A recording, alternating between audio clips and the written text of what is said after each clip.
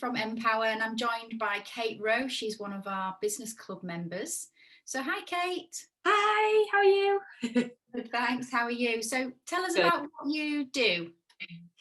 So I have a wellness and beauty business that I work from home. So I offer everything, sort of traditional beauty treatments, but I really center everything around self-care and wellness. So my priority is making my clients feel like they've really taken that guilt-free hour out, 2 hours, whatever, half an hour to themselves, and to fill them up and hopefully leave feeling like they've done something for themselves and feel good. So what kind of services do you offer, Kate? So my main service is the facial. So that's one of my favourite treatments to do. And the reason for that is because I love what it gives to the client. I love that it makes them slow down, switch off, take an hour out to themselves. And on top of that, my passion is skincare. So they go away with beautiful, shiny, plumped up, gorgeous skin. So not only do they look great, but predominantly they feel great and they're walking on air when they leave. So that's first thing. And then I do all the traditional beauty treatments. So I do manicures, pedicures, waxing and brow design, lash lift. You name it. I do most of the traditional kind of beauty treatments as well. Right, that facial, I can testament, by the way, I can agree that it does make you feel like Kate just said. Oh, thank you. So I feel like I love that energy that goes into my client when I'm doing that treatment, and it's nurturing, and that's what I want it to have. I want it to have that feel that you've been nurtured, because so many people that come to me are, they're busy working women. Well, 99.9% of my clients are women. So busy working women, or they're stay-at-home mums that are frazzled and don't have any time for themselves, or people who are looking after their grandkids and they're working. And I want to nurture them and sort of mother them a little bit. And I feel like it makes them feel all like, and I want them to go with that feeling. So that's my passion. You can tell that you're very passionate about it. So how did you get into this, Kate? Have you always been in beauty? No, so my career for 12 years was in education. So I worked in special education. I worked mostly one-to-one or two-to-one with challenging behaviour and children as well. So after I'd had my second son, I wanted to have a career change, basically.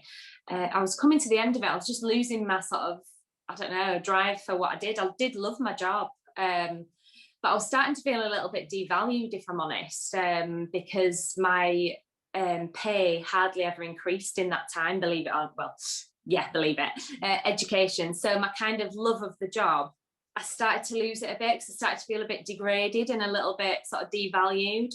And at the time I worked with an amazing, honestly amazing group of people, and the children were fantastic. And that kind of kept you going. But as they all started to leave, it all started to change, like a lot of things do in those kind of situations.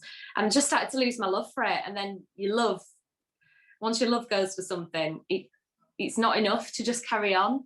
So to be honest, I wanted to earn more money. So I decided to go on a nail course, basically. And I thought, oh, it's something I could do on my days off. I had 2 days off a week with a baby though, and evenings. So I thought, I'll just do a few nails for friends and family just to earn a little bit of extra money. Anyway, it really took off. And I was working sort of like 4 nights a week doing nails, and then a couple of hours during the day on the other days as well. And as I built this client base, everybody I used to do it in my kitchen, by the way, as well, just at my kitchen table, our little coffee table, basically our little kitchen table. Everything was nice. There wasn't like pots and pans and husbands walking in with pants on and stuff. The pressure of having a clean kitchen as well. Yeah, it was spotless, candles, but it was my kitchen, and everyone was banished from the kitchen. So they all kept asking me if I'd do different treatments. So then I thought, oh, I could maybe learn to do something else. I was really interested in doing some stuff on the face. So I did eye enhancement, which is lash tinting and brow design and brow tinting. So then I built a few more clients up. And then once my little one started school when he was 4, I decided to take those 2 full days and promote my beauty. So I hadn't promoted it before. It was just like word of mouth. So then I filled those 2 days and probably 3 or 4 of the evenings with beauty work, built it up to sort of like nervous breakdown point. Like, seriously, I'm laughing now, but it was make or break. But I think it's what you sometimes have to do, because obviously I had my salary from my other job that I needed to replace and more with, obviously, you know, running your own business, you need to be getting, you know, a bit more money in for all your products and stuff. So yeah, so I built it up to that. And then once I freed those other days up, I was able to kind of advertise a little bit more. And then I just did more courses, and I just keep learning. So my next step is to incorporate an Indian head massage. So that's my next course. So that's going more down the wellness route, which I'm really passionate about. So yeah, so that's how I got into it. So I guess, did you always have a natural, were you into beauty, or did you just think nails can earn some extra cash kind of thing? Or quite honestly, when I did my nail course, I think I'd been for my nails doing twice in my life, like at a salon. And to be honest, going to a salon is not my cup of tea at all. I don't like walking in somewhere like that. Believe it or not, even though I'm confident, I'm outgoing, but I'm actually quite introverted. I don't like going into places like that. I wouldn't find it relaxing. It'd drain me. It wouldn't make me feel, it wouldn't fill me up. So that's kind of one of the reasons why I thought, oh, it'd be quite nice to do it from home. And, you know, there must be other people out there that feel the same as me. So yeah, so I'd never been like, I'd always worn makeup and looked after my skin and things, but I'm quite a tomboy as well. So I'm always like getting muddy, and I like mountain biking and running and skiing and going up mountains and stuff. I love that kind of stuff. But then, yeah, I've got a pink top on now and earrings, and so I'm a real mix of it. But yeah, I did think nails, it could be a way of me to maybe earn a little bit of extra money. And I had, before that actually, I had done just friends and family, only a few people. I used to do them little pedicures, just as thank you. So like if my mum looked after the kids or something, said, oh, let me do your feet for you or something. And years ago, I was on my own with my older son, and I couldn't afford childcare. So my auntie and my mum used to help me, and a couple of my friends. So instead of, obviously, they didn't want any money for, you know, I couldn't afford to pay them for when I was at work. So I used to say to them, can I give you a pedicure or something? So that kind of gave me a bit of inspiration for doing that as well. So I used to do like my auntie pedicure, and my friends, I used to say, oh, can I come around and give you a pedicure? At least it'll make me feel better if you're looking after my son for the evening or whatever. Like, oh, that'd be lovely. So I like that exchange of energy kind of thing. So I guess that's how I kind of maybe sparked the idea of doing the nails as well. And you've always looked after people, haven't you, I suppose? Yeah, I suppose so. From being quite young, I suppose, I had my first son, when I was 21. And that was a real life changer for me. Like, I absolutely loved being a mum and loved taking care of my little boy, and it was great for me. And then I actually went into care work at first in the school that I worked in, and it was supporting teenagers, so it was residential, same place where I worked for 12 years.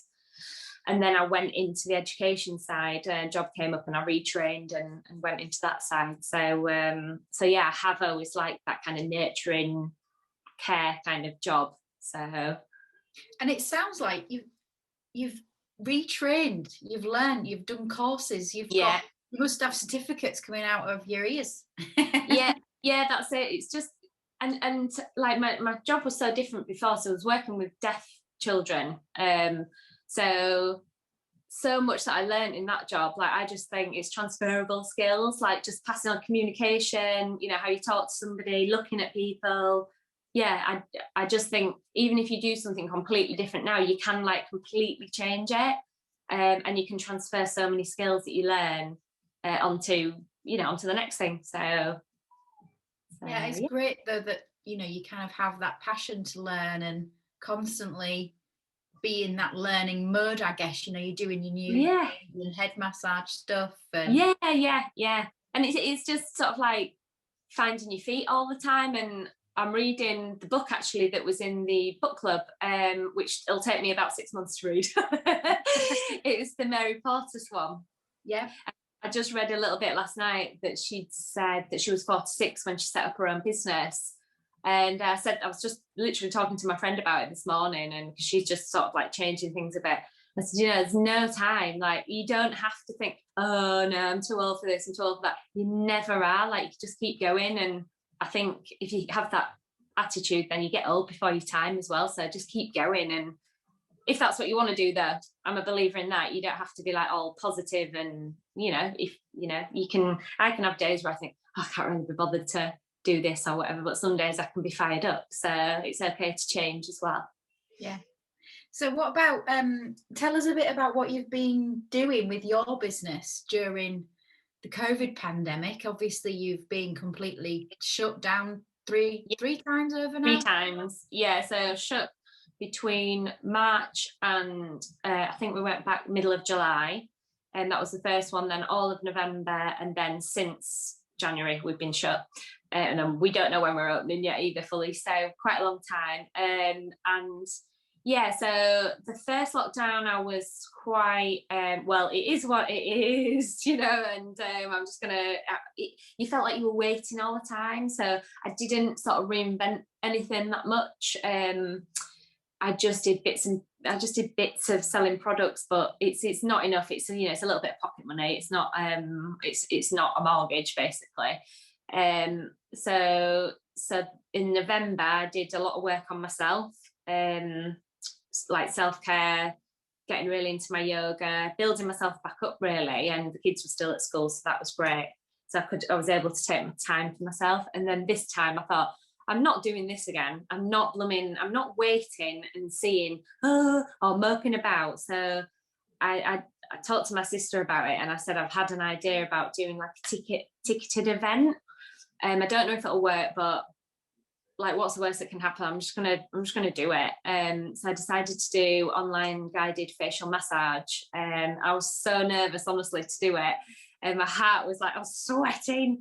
The first night, it was awful, but I did it, and it was a really big success, and I've since done it. So I started in the middle of January, and I do I've been doing 2 classes a week, public, but I've now condensed that to 1 on a Tuesday, and then my Thursday ones are now taken up by corporate events.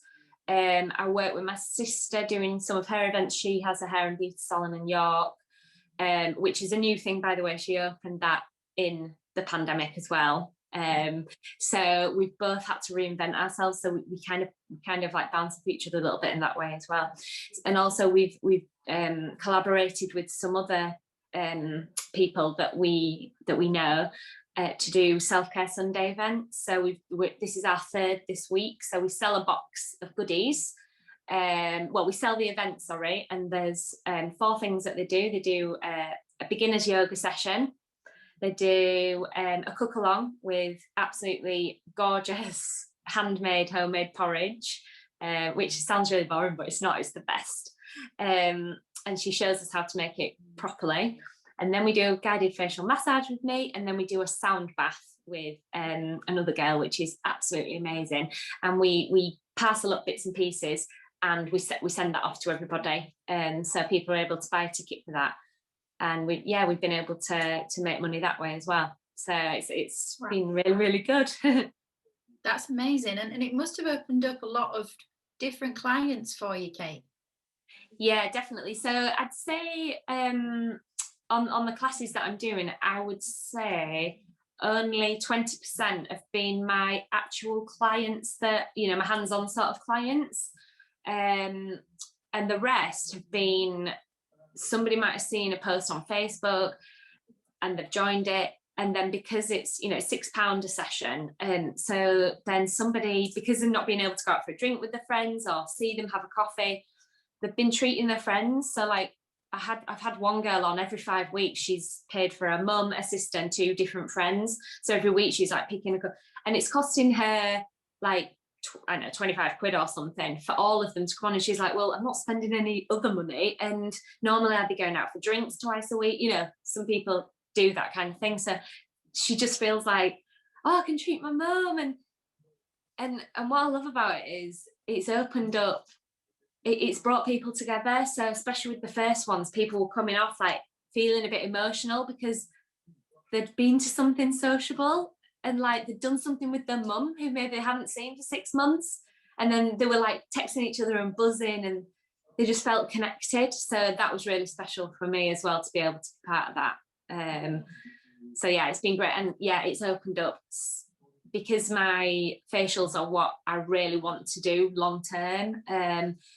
It's put me on show. So I've been able to show myself to people who would never normally have known me even, or maybe not wanted to come for a beauty treatment, but now they've seen me and got to know my personality. Well, hopefully they might say, oh, she's quite nice actually, I want to go and have a facial. So I'm hoping that, yeah, a lot of business is going to come out of it as well, fingers crossed. Yeah.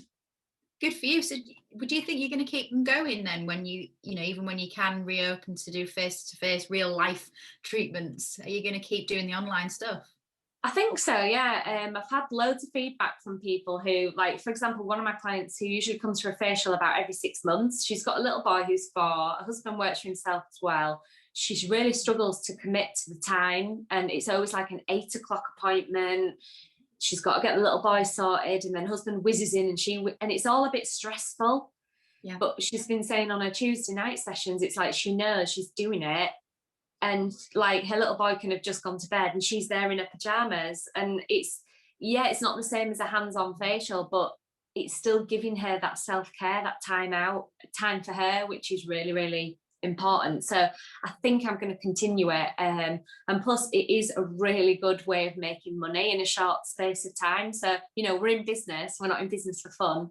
I love what I do, don't get me wrong, but I want to make money as well, so that's really important. So for me, to be able to have 20 people in a 1-hour session is a really good hourly rate. Yeah, good. Yeah. Makes a lot of sense. Yeah, once everything's set up, like your emails, your Zoom and everything, it's all set up and you're ready to go, you're lighting, you know what you're doing. So it doesn't take much time. So I do recommend it for people. It's a great way to connect with people as well. And you're doing yourself a facial a few times. God, I know. Literally, like last week I had my Tuesday night one, a Wednesday night hen do, Thursday night a corporate event, and I was like, oh, at first I was so nervous doing them, and now I'm just like, I'm so relaxed. My eyes are like going, and I'm like, yeah, my skin's looking great. It really is, yeah. It really is. So what, I guess, it may be in your whole career or even through this pandemic, what's been the greatest challenge for you, do you think, that you've overcome?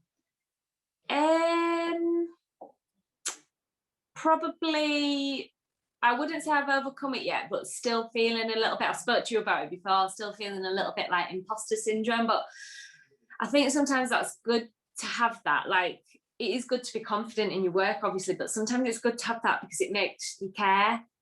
Yeah. But I've definitely got to a point where I'm like, yeah, I am actually good at what I do, and I'm proud to say that I've worked hard at this, and that's all right. Like, you don't need to be like all, oh, I don't know if I'm good enough and stuff, but I still do have those voices sometimes, but I try not to, you know, I try not to think too much about it. But I think that's been quite a big challenge. And then also it was nerve-wracking leaving my work, to jump full-time to work for myself. I am married and my husband's got a good business as well, but I've always earned good, like decent money as well. So to not have that it wouldn't have meant we'd lose our house or anything, which is, I know that's a big reason for some people, but it would mean, you know, missing out on other stuff. So so that was a big leap as well, but you just got to do it sometimes. Yeah, but you got yourself to kind of a breaking point by the sounds of it. Yeah, first. definitely. Yeah, that's it. Built it up, built up enough clients, and it's just taking that little leap. So I mean, as well, I had like 2 months where I still had sort of salary coming in.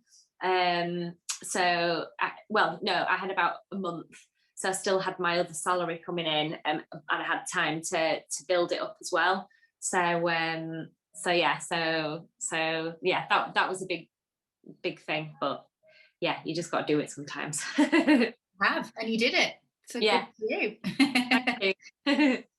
And so obviously you're now an Empower Business Club member. Yeah. You joined and signed up relatively recently, actually, when we've kind of taken things online now, and we have a new community space. So what are you finding you like about it? What's the best thing about Empower for you? For me, I think I spoke to you about this before, Kerry, when you've come for treatments, but I sometimes feel like in my business, and I know everybody says, oh, that's normal and stuff, but I feel like I'm winging it all the time. So every day I just get up and I'm like, right, what shall I do then? Business. Ooh, get on my laptop, and, you know. But I want direction. I want to feel accountable. So I think with the Empower stuff, it kind of like, it gives you things to sign up to, so you can say, yeah, I'm going to do that. And it does make you accountable. It's like anything, you know. And if you're paying for something, you want to use it as well. It's same with booking on a class or booking on one of my facials. You're likely going to turn up for it because you've paid for it. So that's the thing about being in something like this, is you will be more accountable. You will do it. If it's something free, like a Facebook group or something like that, you do get little tips from it, but you don't go to it as much because you're not paying for it. So to me, if you're paying for something, I just think that makes you do it more. So it's definitely that accountability, and also getting those different views of people in completely different worlds and businesses, which is so good. Like you know, if you need some help with you know, like you with your website, or you need a logo doing, or you haven't got a clue about how to do your accounts or something, you know, you can reach out to somebody. Someone's going to like say, I do that. And so it's really like, it's really easy and safe, and it's nice to feel in that safe space as well, where you can do that, and you're going to reach out to somebody, and somebody's probably going to either put you in the right direction, or they're going to say, I'll do it for you. Yeah, that's really good. And so you've sort of touched on it, but why should others join, would you say? Well, I just think if you want to take your business forward, like you need to be, I do think you need to be in these kind of groups, because as I say, it makes you accountable. So for example, when we did the 90-day plan? Yeah. That was really good for me. So for me, I got out of it that I wanted to make a website, I want to change my logo, I want to earn so much money. So that means that I need to advertise in certain places, or, you know, and that gave me that kind of boost to do that. So definitely, it's definitely worth doing. Definitely. Thank you. And so far, obviously, for you and your business, so it's helped you kind of define those goals and next steps. How are you doing with getting those done then since January? Yeah, really good actually. So I mean, I have been lucky in a way that I've not been working, so it's given me the time, especially now the kids have gone back to school, so I'll be able to work a little bit more on bits and pieces. But to be fair, I've actually finished my website, so I did that in like pockets time on an evening. It was like nice. It was nice to be able to do it. It's something for me. So I've done my website, and my logo is being just drawn by at the minute being designed by my sister's boyfriend, who does like illustrations and things. So that's just being made at the minute. What else did I say I was going to do? Oh yeah, so I also put like personal goals of I want to move every day. So finding ways to move every day. Like I absolutely love well, I love running, but I'm injured, so I can't do that in a minute. But you know, booking in my exercise, so booking in my yoga classes, or booking in the fact that I'm going to do a little weight training session this afternoon, or and having it in my diary, it's made me think, no, I need those things to fill me up, to push me on in my business. And if I don't do them, I procrastinate all day about what I'm going to do. But if I get up and do the things I want to do, I feel good. So it makes me want to push on with my business. So I'm doing quite good with those, actually. So it's that's been really good. Oh, I've got them here, actually. I wrote them down. So, oh yeah, products. I was looking at different products to retail. So I've got contacts with new people. Yeah, the money, I'm obviously working on that by sort of working on different treatments that I want to do. And yeah, I said I might want to have an afternoon off as well to do this kind of stuff. So hopefully I'm going to be able to do that as well. So yeah, it's good, actually. It's been really good. As I say, it's the accountability with that as well, that just gives you a push to get on with it, because you know someone's going to say, "Oi, have you done that stuff yet?" And you're like, You're doing amazing, aren't you? So you can have a gold star. Oh, well, it's been really lovely to chat to you, Kate. Oh, thanks, Kerry. I hope I can come back and have a treatment at some point. I know, hopefully. Fingers crossed soon. All right. Thank you so much, Kate. Thank you. Oh, thank you. Bye. Bye.